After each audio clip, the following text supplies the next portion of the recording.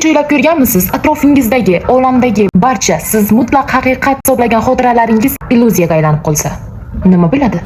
Masalan, siz mana bu Pikachu haqida bilasiz. Pikachuni ko'pincha qora dumi ham bo'lgan, qora belgisi ham bo'lgan deb eslashadi, lekin aslida umuman bo'lmagan.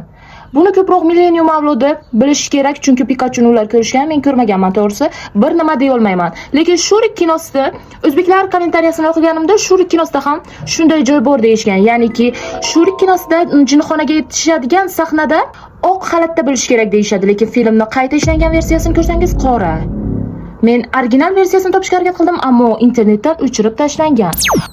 Qiziq. Demak, u aslida oq xalatda edimi, qora xalatda edimi?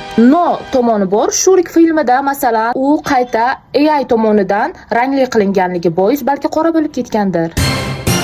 Mandela effekti atamasi ilk marotaba 2009-yilda Fiona Brum tomonidan kiritilgan. Konferensiyalarning birida bir guruh odamlar Nelson Mandelaning o'limini muhokama qilishayotgan edi.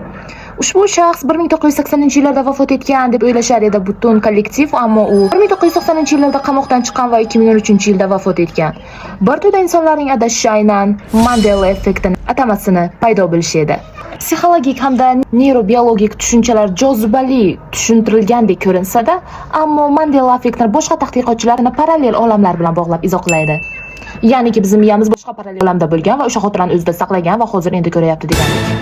Mandela effektiga bir qancha misollarni keltirib o'tishimiz mumkin. Lekin buni shunchaki miyaning adashishi, miyamiz bu kamera emas, u ham adashadi.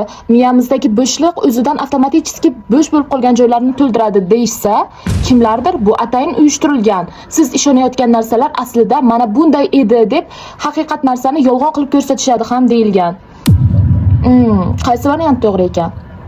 Siz bu haqida qanday fikrdasiz? O'z fikringizni kommentariyalarda, izohlarda yozib qoldirishni unutmang.